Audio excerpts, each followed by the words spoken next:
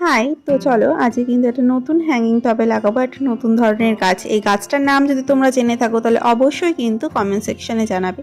এই গাছটা কীরকম লতানো টাইপের মতো ছিল, সেখান থেকে আমার দিদি ওর বাড়ি থেকে এনে দিয়েছে। আমি সেটা খুব আনন্দ সহকারে লাগাচ্ছি, কারণ এটা আমার 3 নম্বর হ্যাঙ্গিং পটে কোনো গাছ প্রপাগেট করছে আমি বলতে পারো। তো সেইটাও দেখাবো আমার কাছে 3টে কী গাছ আছে হ্যাঙ্গিং টবে। সেটা যদি তোমরা ইন্টারেস্টেড হও তাহলেই দেখাবো। তাহলে তোমরা কে দেখতে ইচ্ছুক সেটা কিন্তু কমেন্টসে জানাতে ভুলো না।